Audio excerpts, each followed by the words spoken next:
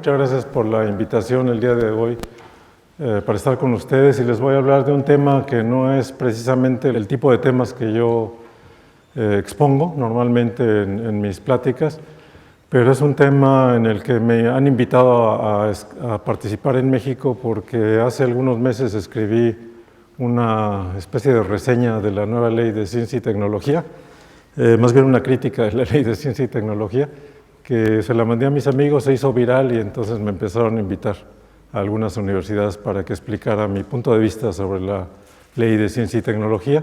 Así que decidí hacerlo más amplio.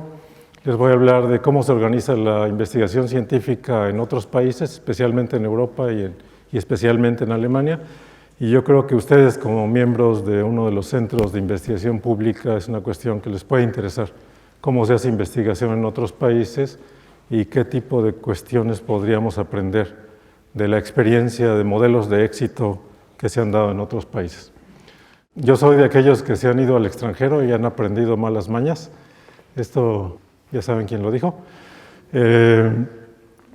Y yo creo que es importante siempre analizar la experiencia de México desde la perspectiva no solamente de lo que ya hemos hecho en el país, de la tradición que ya tenemos, sino de la perspectiva también del contexto internacional. Cuáles son las experiencias, como les decía, de éxito que hay en otros países, y por eso paso al tema. Lo primero que quería hacer es sorprenderlos un poco con la estadística. Esta estadística les muestra el porcentaje de la población que tiene estudios universitarios en la OECD. México es miembro de la OECD, este es el porcentaje para la OECD, es 40 y tantos % el porcentaje. Países como Corea, que tienen una participación muy alta de la población en estudios universitarios, llegan alrededor del más allá del 60%. Estados Unidos tiene algo así como 60%, pero la verdad es que en Estados Unidos, a pesar de que el 60% de la población va a la universidad, la mitad de esa población no ejerce su profesión. O sea, aprenden algo en la universidad, después son vendedores de seguro, reparan fotocopiadoras, etcétera, pero no ejercen su profesión. En Alemania se hace de una manera distinta y por eso hay 30% de la población con estudios universitarios. En Alemania hay una división muy importante entre lo que se llaman los oficios, el aprendizaje de oficios y escuelas de oficios, y el aprendizaje universitario. Y la población universitaria, que es, digamos, 30% de la población, sí ejerce su profesión. Esa, digamos, que es la gran diferencia. En México no llegamos al 30%, estamos por alrededor del 22%, pero hay una tendencia, yo diría, a fetichizar la educación superior en México, pensar que todo el mundo tiene que ir a la universidad, y creo que no es el caso, no es necesario. En los cambios al artículo 3º que se están discutiendo en la Cámara de Diputados y en la Cámara de Senadores, se agregó un pasaje dentro de la nueva ley que hace a la educación superior obligatoria. Además de totalmente gratuita, de tal manera que ninguna universidad puede cobrar ningún tipo de cuota de inscripción o cuota de titulación, etcétera, se hace obligatoria y además se convierte en un derecho humano. Eso quiere decir que, me imagino, que una persona que no pasa el examen de admisión, que no es aceptada en una universidad, ahora tiene la posibilidad de demandar la aceptación en cualquier universidad, porque si es un derecho humano y además es obligatorio, pues me tienen que dar un lugar en la universidad. En Alemania no es de ninguna manera así, porque no existe esa fetichización de la educación superior, y por eso les voy a decir cuáles son los pilares de la investigación científica en ese país, que es muy similar a lo que sucede en el resto de Europa. El primer pilar es el sistema educativo, un sistema educativo con una cierta estructuración que transfiere la responsabilidad de la federación a los estados. La educación en Alemania es estatal, ahí prácticamente no hay educación federal, no hay universidades federales, no hay escuelas federales, todas las universidades y todas las escuelas son labor de los estados y a veces labor del municipio, y por eso los municipios tienen también financiamiento. El segundo pilar es el sistema de centros de investigación, que es un sistema muy estructurado, que está basado tanto en organizaciones federales, centros de investigación federal, como centros de investigación estatal. Y el tercer pilar es la innovación industrial. La mayor parte de la investigación en Alemania no se hace en los centros de investigación públicos, se hace en la industria. 2/3 partes de la investigación prácticamente vienen de la industria, 1/3 parte viene del gasto público. Y todo eso está basado sobre un pacto federal y una estructura tributaria que asigna los impuestos que se recaudan de la población en una parte hacia el gobierno federal, otra parte hacia el gobierno estatal y una parte muy importante hacia los municipios. Entonces voy a ir tocando estos temas y van a ver cómo está estructurado todo esto para regresar al final a revisar todos estos pilares de la investigación científica. Entonces ya había mencionado esto: excelente educación primaria, secundaria y preparatoria, descentralización de la educación de ninguna manera está concentrada en un solo organismo. Hay la educación dual y les voy a explicar en qué consiste la educación dual. Las universidades son autónomas, todas, y además son competitivas. Hay una responsabilidad compartida en la investigación entre la federación y los estados. Hay esos sistemas de investigación científica, hay centros de investigación privados y además hay una orientación de la investigación a partir de lo que se llaman los grandes desafíos, los grand challenges, desafíos que plantea el gobierno federal, y entonces hay recursos para las instituciones públicas y privadas para atender esos desafíos. A pesar de que Alemania no tiene un porcentaje tan alto de la población con estudios universitarios como otros países dentro de la OECD, de hecho Alemania está abajo del promedio de la OECD, el promedio de investigadores o el número de investigadores por millón de habitantes es muy grande, o sea, más de 4,000 investigadores por millón de habitantes. Esta es la estadística para México, son datos de la OECD que están disponibles en la base de datos de la OECD. Entonces pueden ver que México más o menos ha mantenido el mismo número de investigadores por millón de habitantes desde ya hace más de 20 años, no se ha movido mucho, mientras que en Alemania ha crecido casi el 50%. O sea, ¿cuál es la diferencia? ¿Por qué ha crecido en esos 20 años de manera tan explosiva el número de investigadores en Alemania? Porque se habla ahora de la sociedad del conocimiento. Se dice Alemania, y eso es lo que le preocupa a los alemanes, Alemania siempre ha sido un país industrial, un país que exporta automóviles, que exporta maquinaria, que exporta barcos, que exporta fábricas completas, pero eso cada vez tiene menor peso dentro de la economía mundial. Lo que ahora pesa es el software, lo que ahora pesa es controlar los procesos a través de computadoras, lo que a veces llaman industria 4.0, es lo que llaman la nueva sociedad del conocimiento, y dentro de esa preocupación por desarrollar una sociedad del conocimiento se ha incrementado la investigación de manera importante en los últimos años, 50% como les muestra esta gráfica, y que digamos que es importante con el caso de México porque no sé si ustedes hayan visto la propuesta de nueva ley de investigación que se mandó a la Cámara de Diputados y Senadores a principios de año. En esa nueva ley se analizan las leyes pasadas en México de ciencia y tecnología y se critica las leyes anteriores porque se dice que las leyes anteriores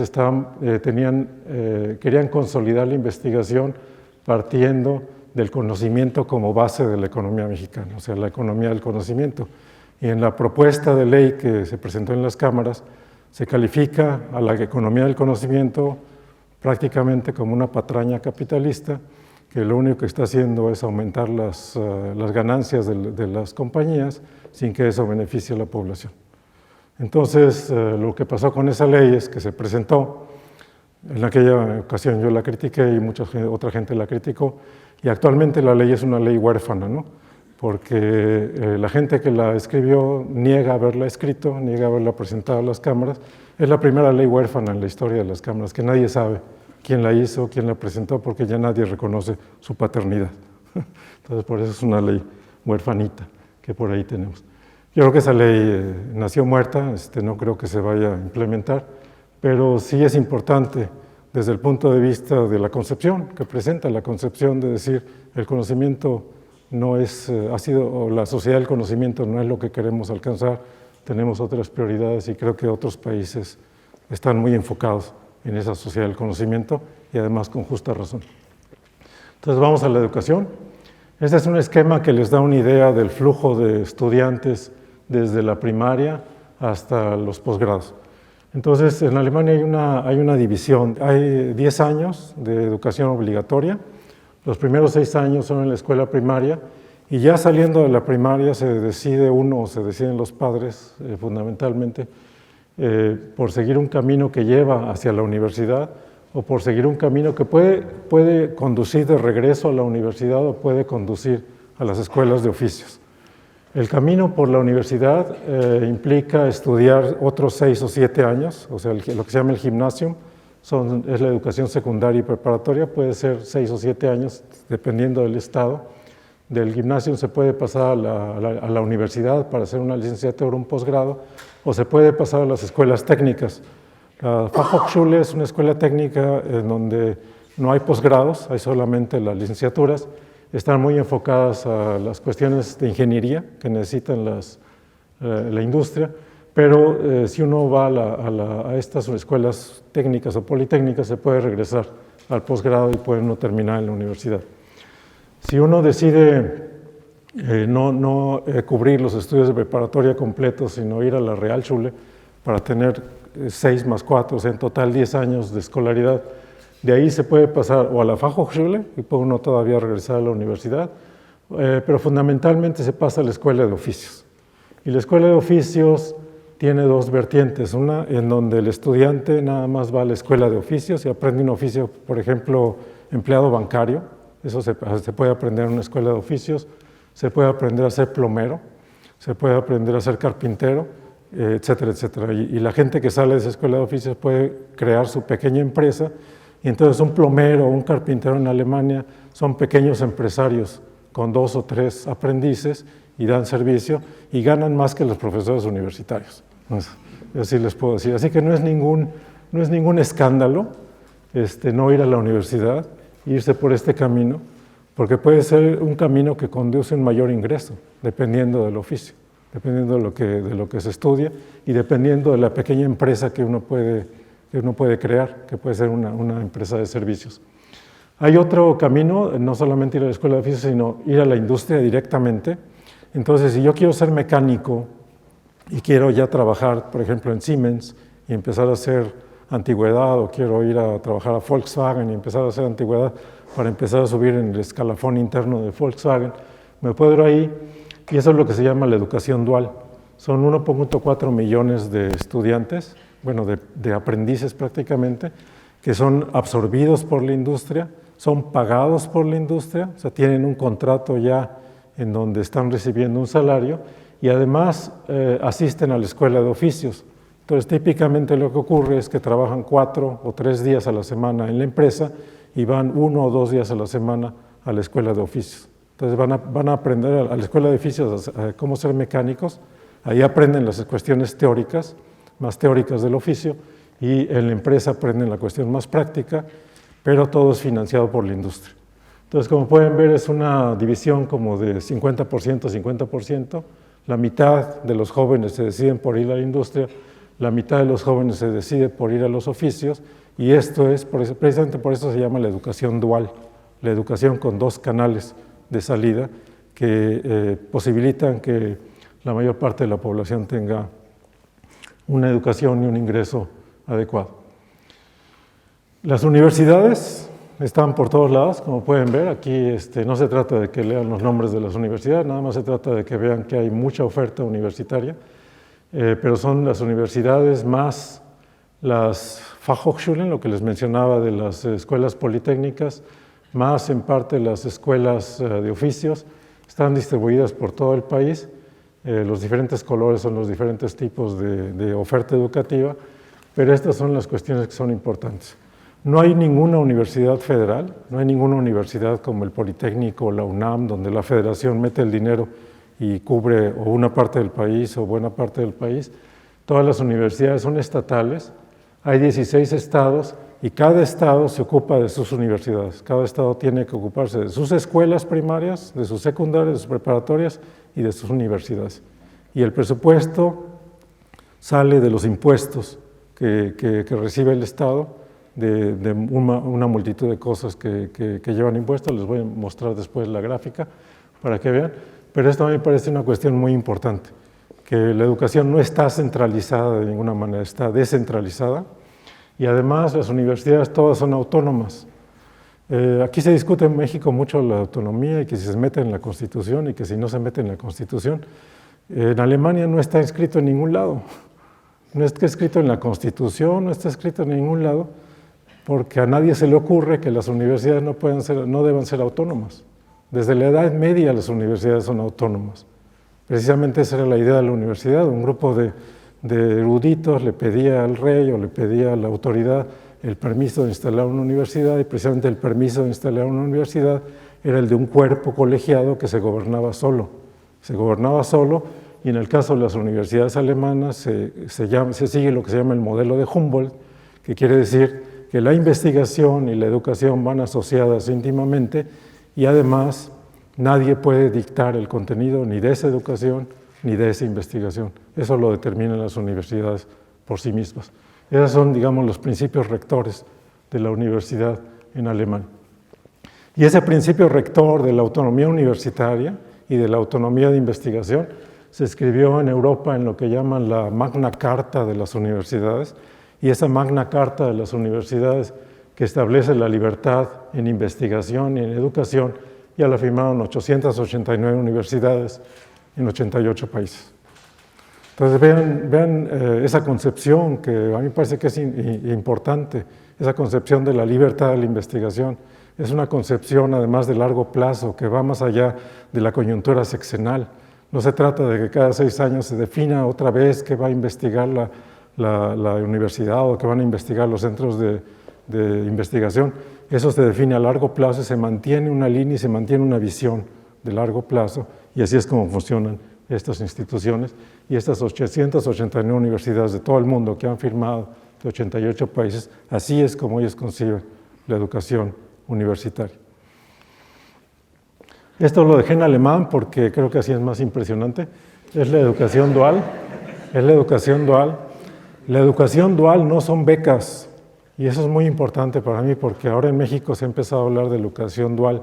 De hecho, el Estado de México acaba de adoptar una ley de educación dual, y cuando yo leí la ley dije, qué bueno que en México van a introducir la educación dual, pero la educación dual en la concepción que se tiene en México es la de dar becas, de entregar becas a estudiantes de universidades o de politécnicos que se van a trabajar a la industria y se les da una beca para que se vayan un tiempo con su beca, y esa no es la concepción de la educación dual.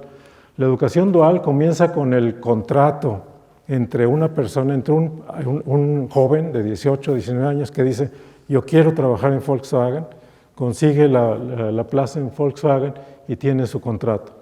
Tiene que trabajar, este es el trabajo en la empresa, pero esta es la escuela de oficios, tiene que hacer las dos cosas simultáneamente. Después de un cierto tiempo tiene que hacer el examen intermedio, y el examen intermedio no lo toma ni las escuelas de oficios ni la empresa. El examen intermedio está organizado por la Cámara de Industria y Comercio. Las cámaras de Industria y Comercio tienen sus catálogos de lo que debe saber un plomero, de lo que debe saber un carpintero, un mecánico, y ellos son los que toman el examen intermedio. Después siguen trabajando en la empresa y yendo a la escuela de oficio, y al final hay el examen ya de oficio, que otra vez lo hace la Cámara de Industria y Comercio, y después de eso está terminada la educación dual. Y lo que ocurre normalmente es que esos trabajadores que ya están en las empresas alemanas continúan trabajando, pero son trabajadores de gran calidad, no son mecánicos al vapor, no son mecánicos que aprendieron en la calle reparando vehículos, aprendieron en la escuela de oficio y aprendieron ya dentro de la fábrica. Entonces son mano de obra altamente calificada. La mano de obra altamente calificada y la calidad de los productos alemanes es producto de esto. Es producto de la investigación, por un lado, de la gran investigación que tienen, y por un lado de la educación dual, de la gran calidad de la mano de obra que producen a lo largo de 2 hasta 3,5 años que se mantienen estos estudiantes dentro de la educación dual. Esa es la educación dual. No se trata de dar becas, no se trata de decir, te vas a ir un año con una beca de, no sé, 3,000 pesos al mes para estar en una fábrica que quién sabe quién es, o una compañía que quién sabe quién es, y después del año se acabó.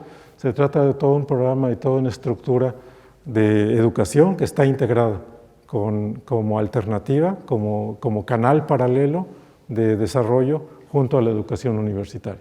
Esa es la educación dual. Aquí, esta gráfica es de México, es la escolaridad promedio en México, son datos del INEGI y realmente son datos positivos. Si vemos, por ejemplo, la Ciudad de México, que tiene una escolaridad promedio de 11.1 años. Eso no quiere decir que ya toda la población tenga 11.1 años de estudios en la Ciudad de México, porque hay que considerar que muchos de estos son gente que estudió en la universidad, y entonces el promedio de todos los que fueron a la universidad más que los que solo llegaron a la secundaria. De todas maneras, en la Ciudad de México hay una escolaridad promedio ya más o menos aceptable. La escolaridad nacional promedio es de 9.1 años. Hay estados como Chiapas y Oaxaca donde baja la escolaridad promedio a 7.2 años, pero digamos que lo importante es la comparación con otros países, y esta es la comparación con los países miembros de la OECD. Estos son diferentes países. Este es el promedio para la OECD. En la OECD, esta es la educación secundaria. Solo el 20% de la población tiene secundaria o menos, o sea, abajo de la secundaria. El 20% de la población está abajo de la secundaria en la OECD. En México, el 60% está abajo de la secundaria. O sea, el problema en México no es la educación superior, no es hacer la educación superior obligatoria. El problema en México todavía es la educación secundaria, que hay que cubrir la educación secundaria y la educación preparatoria, en todo caso para pasar también a escuelas de oficio. Ahí es donde está realmente el problema fundamental y donde debería estar la prioridad. En el caso de la educación terciaria, que sería la educación universitaria, es el mismo número que ya les había mencionado anteriormente, cerca del 20%. Para la OECD el promedio es alrededor del 37%. O sea, en cuanto a educación con estudios superiores no está muy lejos México. En cuanto a población con estudios arriba de secundaria sí estamos todavía muy lejos. Estamos a un factor de 3 lejos del promedio de la OECD. Eso, lo que sucede entonces es que tenemos en estos exámenes internacionales que son para evaluar los conocimientos de los alumnos en ciencia, por ejemplo, pues estamos en el foco rojo, ¿no? Estos son los focos rojos mundiales. Los países en verde son los que están mejor, por ejemplo China. Los países asiáticos generalmente le ponen mucho énfasis a la educación primaria, secundaria y preparatoria, entonces tienen muy buenos índices de escolaridad también en Europa, pero México todavía tiene un foco rojo en la educación básica, que es nuestro principal déficit. Y si consideramos a la educación básica como uno de los pilares de la investigación, pues ahí es en ese pilar donde tenemos también que hacer énfasis. Aquí ven el otro problema, que es el problema de la federalización del gasto en México. Ya les había mencionado que en Alemania no existe ningún gasto federal en educación en cuanto a escuelas ni universidades. En México el 64% del gasto en educación es federal. Viene directamente de la Federación a través de la Secretaría de Educación Pública o a través de otros canales. Los padres desesperados ya empezaron a pagar la educación básica, o sea, la clase media en México ya está pagando la educación de sus hijos, o sea que este es el sector privado, es el gran auge que ha tenido la educación privada en México. Yo cuando estudié mi licenciatura casi no había universidades privadas, había las clásicas, el TEC de Monterrey, el Ibero y ya, y no tenían tantos campus. Ahora ya están por todo el país porque esos padres desesperados pues están pagando el costo de la educación. Y los estados prácticamente, o sea, contribuyen, sí tienen claro que su participación, pero solo es 14.3% del presupuesto de educación. Entonces, el contraste con Alemania es que esto sería cero, esto sería prácticamente cero, y esto sería 100%. Esa es la diferencia, la descentralización de la educación. Actualmente hay la tendencia a refederalizar la educación. En 1992 se firmó un pacto entre la Federación y los estados, y la Federación iba a empezar a transferir toda la educación primaria, secundaria y preparatoria a los estados. Dentro de ese pacto había recursos federales que se iban a asignar para ese propósito, pero los recursos federales tenían un tope. Era un tope y de tal manera que hubo estados como Michoacán que tomaron en 92 los recursos federales para la educación en sus escuelas. Después crearon más plazas para maestros, pero esas plazas ya las tiene que pagar el Estado, y para esas plazas que no tenían los recursos, y por eso ahora decidieron regresar toda la educación a la federación. Y se acaba de decir, la intención en este próximo gobierno es refederalizar toda la educación en México, así que lo que pueden esperar es que esta parte siga creciendo, y entonces todo va a seguir centralizado, o va a ser todavía más centralizado que la situación actual, que a mí no me parece satisfactoria en cuanto a la flexibilidad, en cuanto a la posibilidad de los estados de participar realmente en educación e investigación en México. O sea que, en resumen, el sistema educativo que se tiene en Alemania y en Europa, porque esto que les muestro en Alemania es muy representativo para otros países de Europa, es una verdadera federación. Los estados compiten entre sí. La mitad de los jóvenes van a los oficios, la otra mitad se va a la universidad, pero de ninguna manera existe la pretensión, que además sería absurda, de mandar a todo el mundo a la universidad, porque no es necesario, no hay tantos puestos de trabajo universitarios en la economía como para poder absorber a toda esa población. Ahora vamos a los sistemas de investigación, que tal vez sea una de las cuestiones que a ustedes más les interesa por ser miembros del CISS. Y aquí les quería mostrar esta gráfica, que también para mí es importante porque también son datos de la OECD. Este es el promedio de incremento, de crecimiento del Producto Bruto, del Producto Interno Bruto, durante estos años, de 70 a 2015, y pueden ver que la OECD ha crecido. Países como Alemania han crecido un poco más rápido, Corea ha crecido todavía más rápido. México ha crecido abajo del porcentaje promedio de la OECD, lo cual es preocupante, no tanto por el número absoluto, sino porque México tiene una población que crece más rápido que en la OECD. Si tenemos una población que crece más rápido que el resto de los países, entonces deberíamos crecer más rápido que la OECD en promedio, para mantenernos en el mismo lugar, no para avanzar, nada más para mantenernos en el mismo lugar. La población de Alemania no ha crecido prácticamente desde los 80, es la misma población, 80 millones de habitantes, y han crecido. Este es crecimiento efectivo del producto. Aquí habría que descontar el crecimiento de la población para ver cuál ha sido el impacto con el crecimiento del Producto Interno Bruto respecto a la población. Ahora, en México se habla mucho del porcentaje que se debe dedicar a investigación. Estos son datos para diferentes países, están calculados de acuerdo a un ajuste que se hace para la paridad de las diferentes monedas, para tratar de considerar que en México muchas cosas son más baratas, en Estados Unidos son más caras.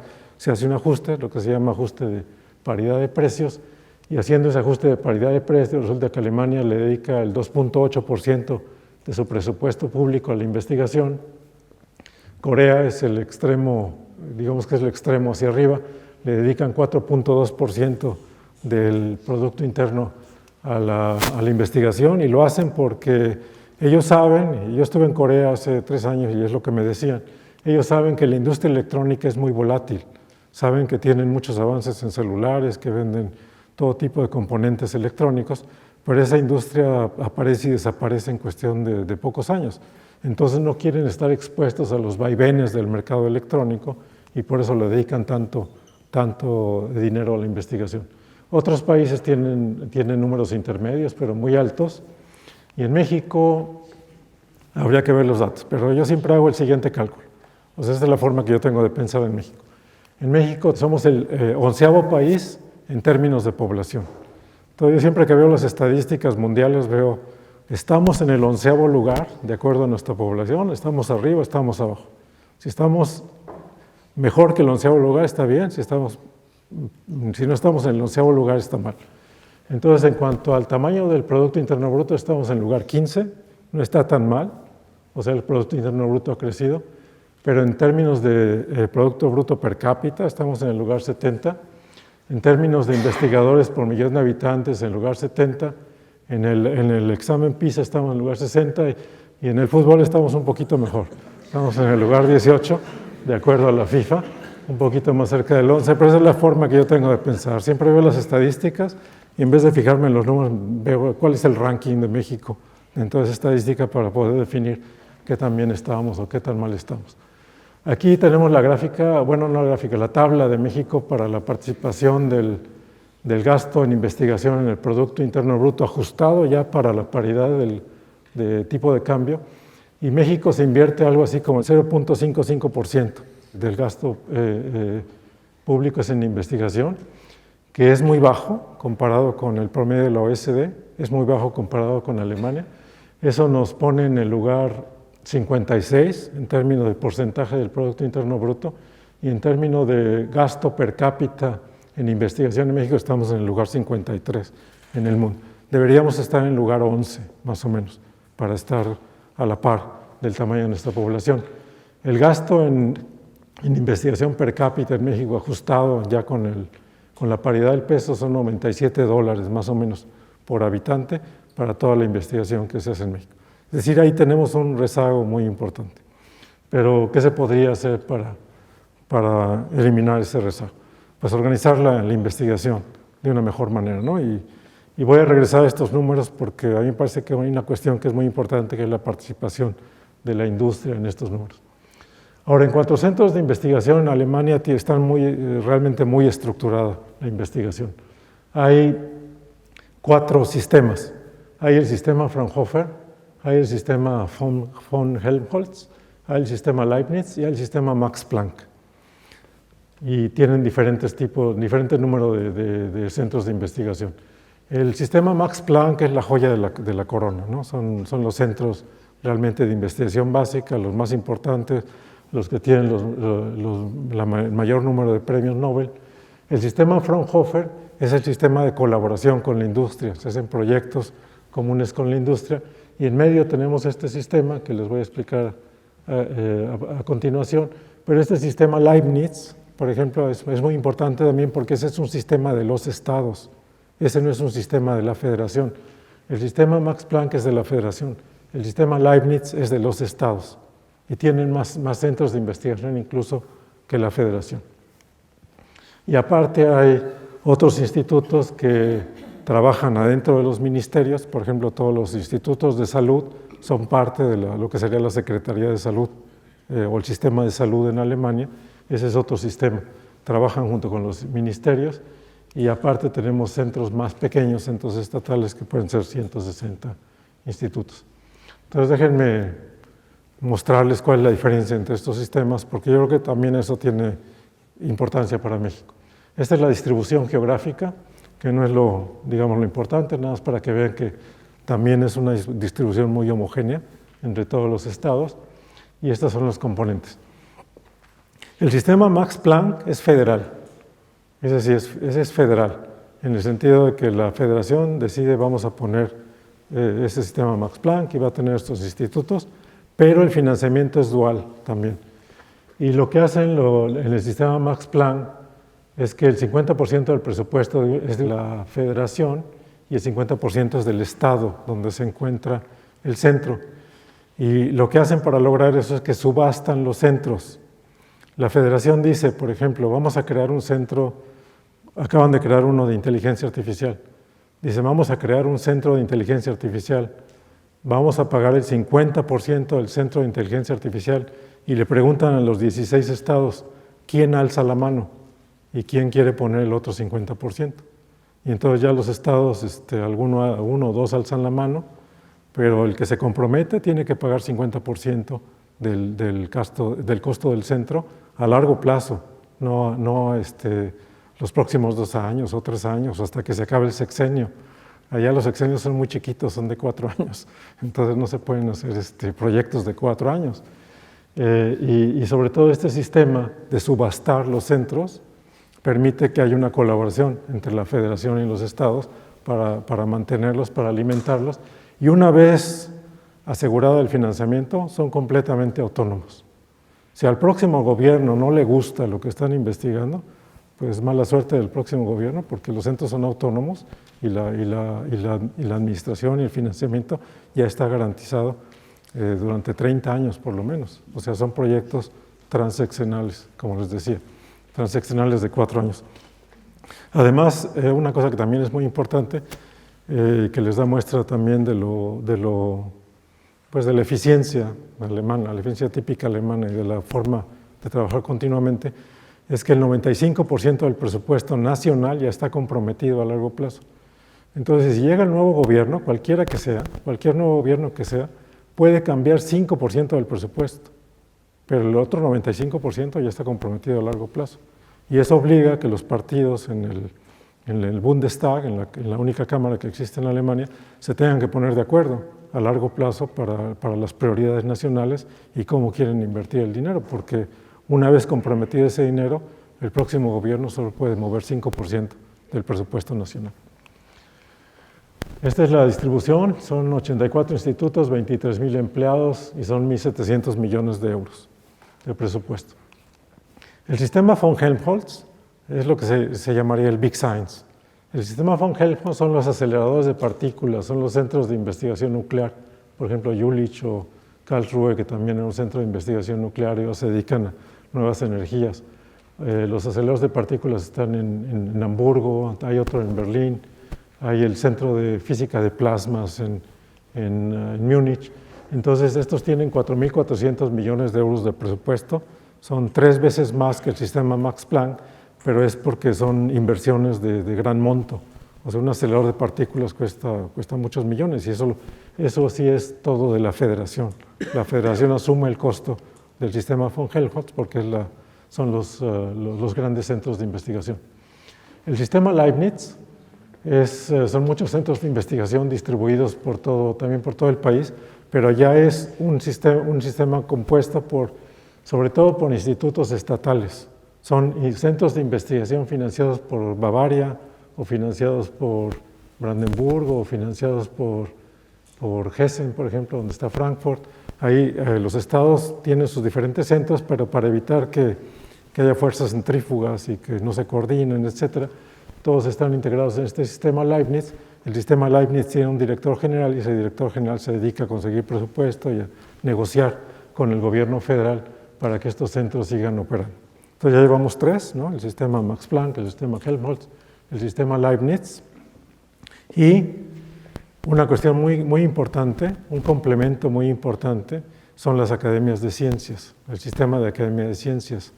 Porque una cosa es la investigación, esta es investigación que se hace, digamos, a través de estos centros, y otra cuestión, la difusión de la ciencia. ¿Quién hace la difusión de la ciencia? ¿Quién logra que los jóvenes se interesen por hacer investigación? ¿Quién tiene proyectos a largo plazo para desarrollar determinadas áreas dentro de las ciencias? Esas son las academias científicas. En México, en esa ley que se presentó en febrero, que le digo, es la ley huerfanita, que nadie asume la paternidad, le retiraron el financiamiento o pretenden retirar el financiamiento a todo lo que no es ciertas áreas. Y entonces en el caso de las academias se dijo que las academias se tienen que financiar con las cuotas de sus miembros, como se hace en otros países, ¿no? Porque se tiene que hacer como se hace en otros países. Nos vamos a ver cómo se hace en otros países. La Royal Society, que es una de las academias de ciencia más antiguas del mundo y que se dedican a eso, a difusión de la ciencia, promoción de la ciencia y asesoría del gobierno.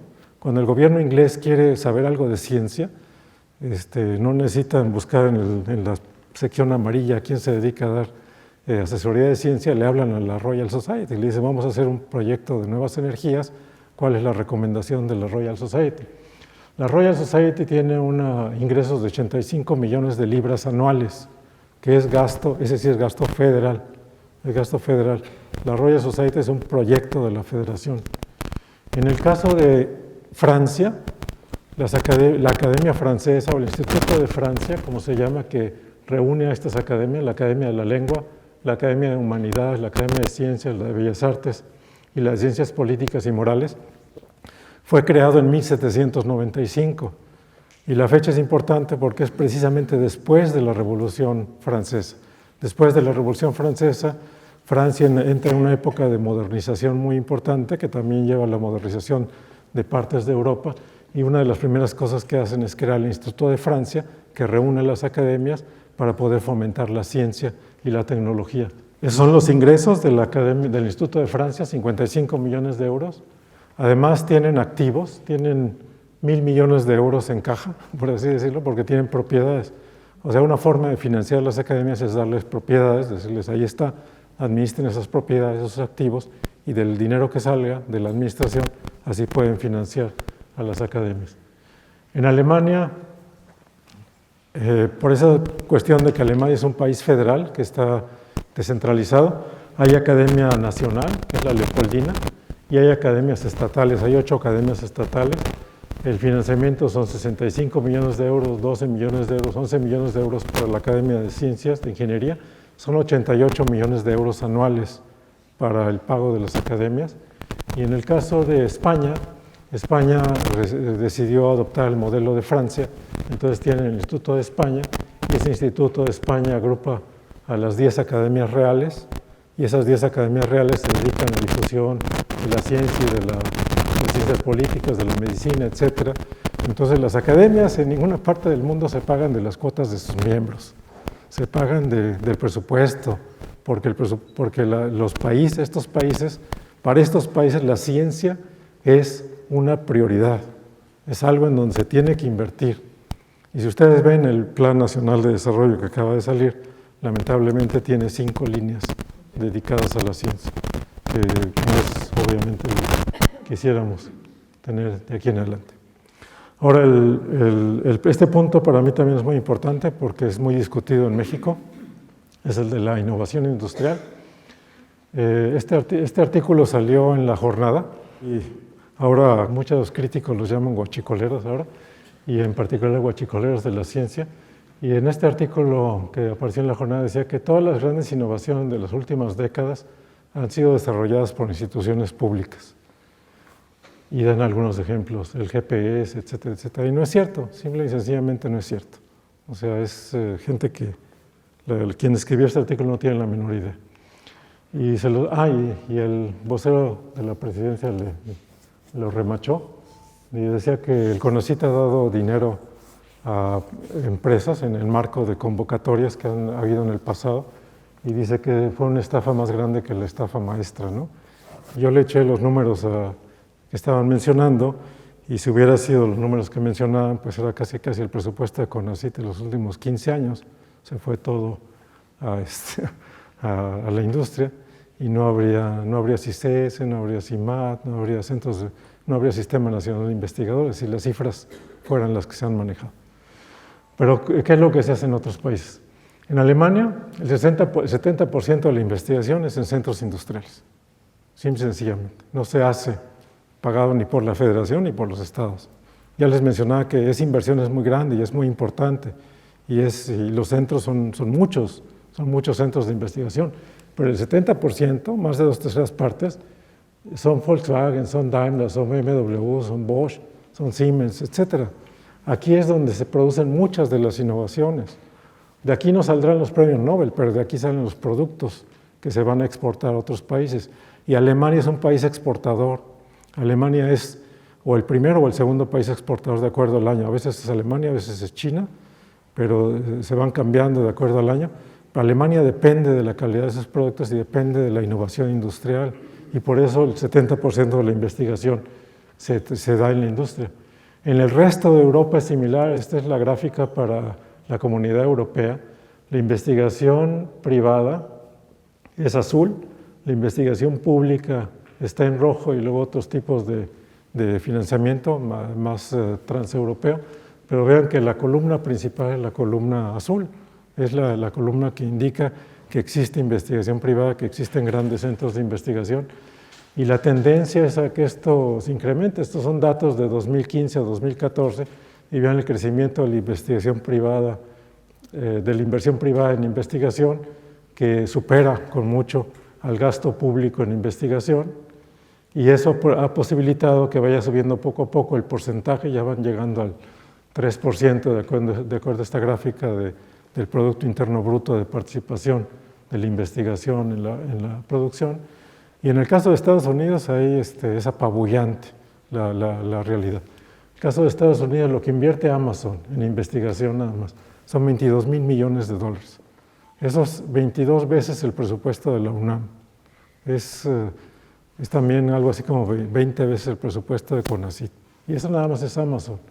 Tienen a Google, tienen a Intel, tienen a Microsoft, tienen a Apple, etcétera, etcétera, ¿no? Entonces no podemos cerrar los ojos ante la situación de que realmente en el resto del mundo, en Europa, en Estados Unidos, en Corea, en China, en Japón, a pesar de que en China más bien la industria es mucha paraestatal, en todos esos lugares se hace investigación sobre todo, investigación aplicada sobre todo en los centros privados, en las compañías privadas. Y esto no sucede en México porque en México estamos integrados al NAFTA, ya somos un país manufacturero, ya la manufactura es la mayor parte de la exportación, somos el 7º país exportador de autos en el mundo, o sea, mejor que el lugar 11º, estamos bien en ese aspecto, pero solo armamos los autos y no tenemos investigación en automotriz, no tenemos un centro de investigación de Volkswagen en México, o no tenemos un centro de investigación de Siemens en México. Somos un país de paso, donde a veces se producen y se arman las mercancías, pero no se produce el know-how para crear esas mercancías, y eso es lo que habría que cambiar, y no se puede cerrar los ojos a la realidad, en el sentido de que en todos lados, en Corea, en Japón, en Estados Unidos, el gasto privado en investigación es mucho mayor que en México, que es muy, muy bajo comparado con el gasto de investigación público, ¿no? Entonces, en México a cada rato se demanda que hay que subir el gasto en investigación al 1%, cuando menos al 1% del Producto Interno Bruto.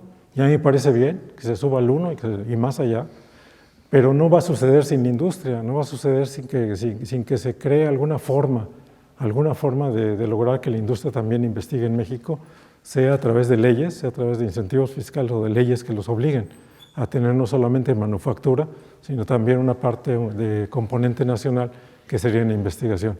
Y aquí la experiencia asiática, la experiencia de los chinos, de los coreanos, que lograron levantar una industria a nivel mundial de la nada, prácticamente, como en Corea del Sur, que tenía un producto interno per cápita mucho menor que el de México en 1950, que estaba saliendo de la guerra de Corea y que ahora ya, de acuerdo a la OECD, es un país desarrollado. Esa experiencia me parece muy importante y habría que estudiarla en México, pero no hay que demonizar la investigación privada y no hay que demonizar el hecho de que el Estado trate de promover la investigación privada, porque eso es lo que está sucediendo en todo el mundo, simple y sencillamente. Entonces aquí ven, el flujo de talento es una cuestión muy importante. Aquí en México, si uno quiere ser investigador, la única posibilidad que tiene es la de quedarse en la universidad o un centro de investigación público de CONACYT o Cinvestav o lo que sea. Esa es la única posibilidad. En otros países, en Europa, sobre todo en Estados Unidos, existe muchísima investigación industrial. Entonces, ya que uno hizo su posgrado o que salió de la universidad directamente o que hizo su posgrado, hay dos grandes alternativas. O me voy a un centro público de investigación, me voy al sistema Fraunhofer, o me voy al sistema Max Planck, o me voy a la investigación industrial. Y no es ninguna tragedia, como en el caso de la educación dual, no es ninguna tragedia irse a trabajar para Google, pagan más además, y se hace investigación muy interesante. Entonces, el problema en México es que nada más tenemos este camino. El que quiere ser investigador nada más tiene este camino y no hay plazas suficientes para los nuevos estudiantes. No hay plazas suficientes para la gente que está sacando sus doctorados en Estados Unidos, en Europa, en todos lados. Y además aquí ustedes tuvieron también ya la experiencia reciente, ¿no? Tuvieron que cortar plazas en el CICESE y de dar manera que esta parte se está reduciendo. Tenemos una bomba de tiempo en México, que son las jubilaciones. El gran crecimiento de la investigación en México es de los 80s, 90s, y toda esa gente en algún momento dado se tiene que jubilar, ¿no? Yo, por ejemplo, yo soy de esa época, y en Alemania la jubilación no es opcional, es obligatoria. Entonces, el año que entra, que ya me toca la jubilación obligatoria, yo voy a llegar un día a la universidad y afuera de la universidad va a estar mi cajita de cosas, ¿no? Decir, ya se acabó, ya váyase, ¿no? Por más que haya hecho, ya le toca a las nuevas generaciones.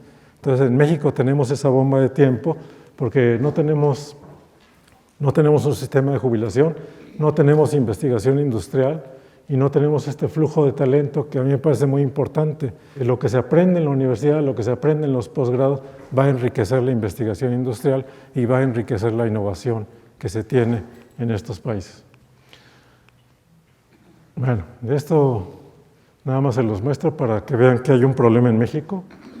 El problema es el crecimiento de la deuda externa y tiene que ver con Pemex.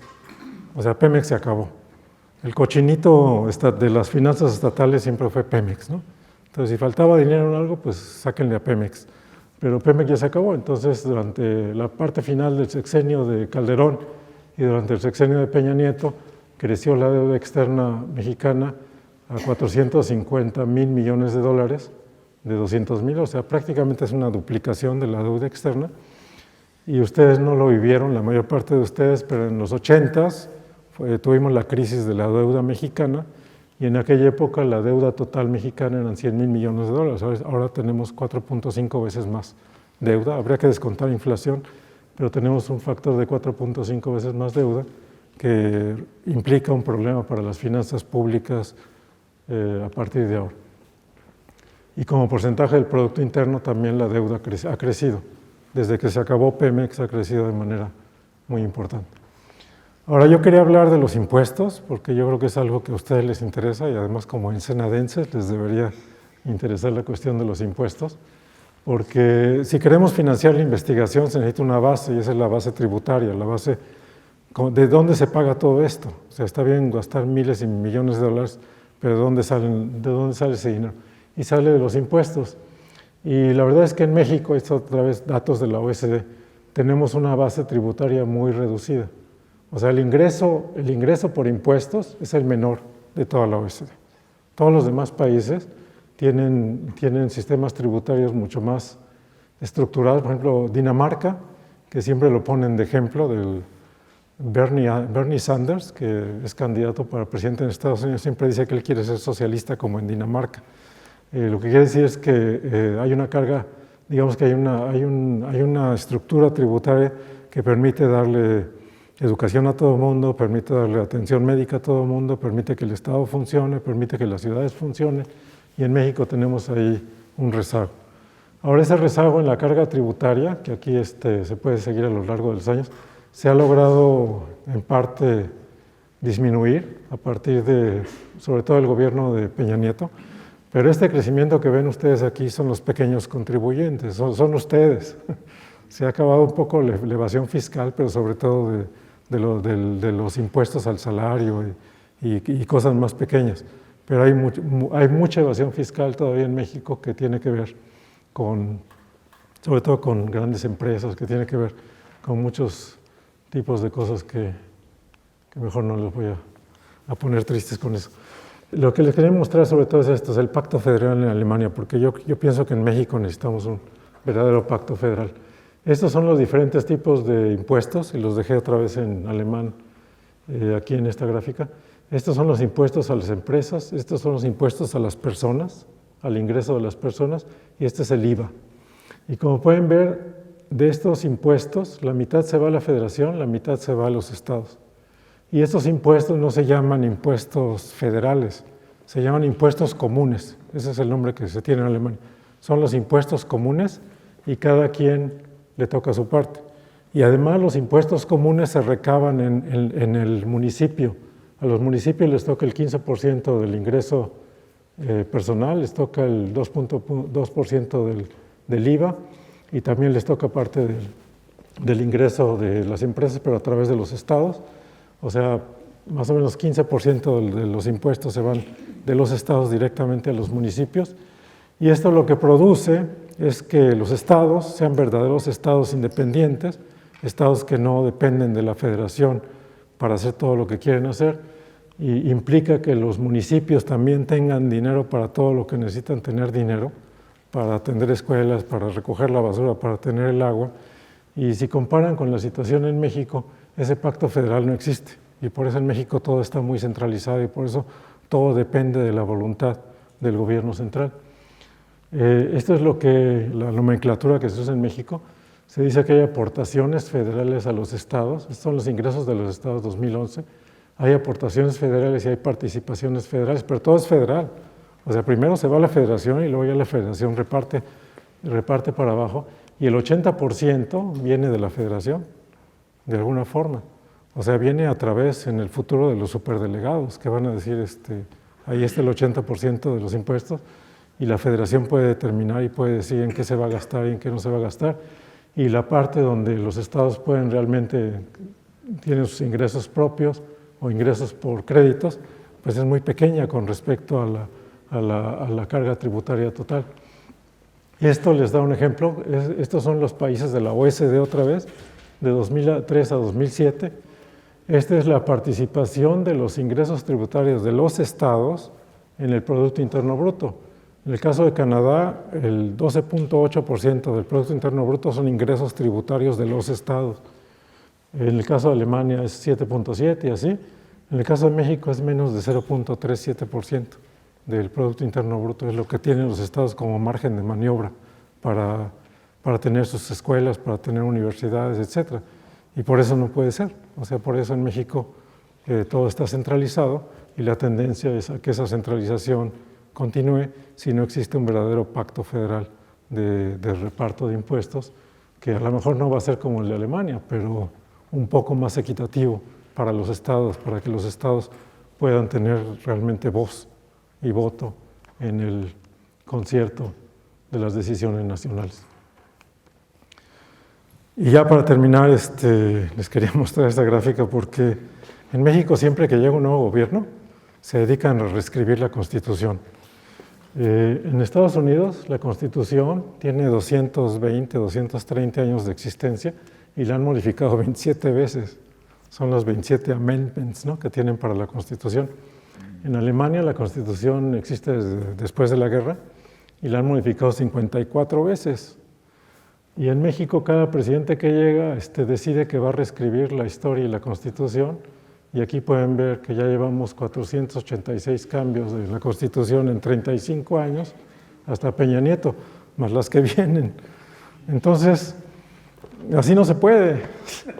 O sea, se tiene que planear a largo plazo, se tiene que tener un acuerdo federal, necesita un pacto federal, se necesitan visionarios en el gobierno y en las cámaras de diputados y gente que vaya más allá de la contienda política del sexenio presente, pensando en lo que se va a hacer hacia el futuro, con el ejemplo que les mencionaba, que en Alemania el 95% del presupuesto ya está comprometido, ya no se va a cambiar nada más porque cambió el gobierno, y la Constitución no se va a cambiar a cada rato nada más porque llegó un nuevo gobierno. Entonces ahí tenemos muchos problemas y ya mis conclusiones. México necesita un verdadero pacto federal. México necesita un sistema de centros de investigación real, como en Francia o en Alemania, y por eso me preguntaban los colegas de información del CICESE cuál es el mensaje que hoy vengo a darles, y ya sé que esto es apabullante, o sea, si les muestro todas estas gráficas y todos esos datos es apabullante y pueden decir, bueno, ¿y yo qué puedo hacer? Y si hay algo que sí pueden hacer ustedes como CICESE, y yo creo que ya llegó el momento de abogar por la independencia de los centros de investigación pública en México, de todo el sistema de centros que incluye el CICESE, CIMAT, el Centro Geo, etcétera, esos 23 centros de investigación que existen en México, tal vez junto con el CINVESTAB, pero lograr crear algo similar a lo que existe en Alemania con el sistema Max Planck, o en Francia con el sistema de centros de investigación científica, o en España también con el sistema de centros de investigación científica, algo que se hace en todos esos países europeos.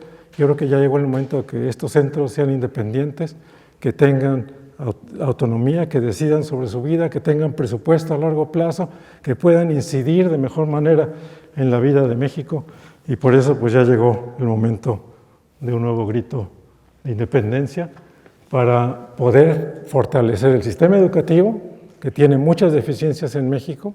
Hay que lograr ese pacto federal, tener un sistema de centros con esa independencia que les menciono, tener innovación industrial y preocuparse por tener esa innovación industrial y arreglar la base, que es la base tributaria para poder dar ese grito de independencia.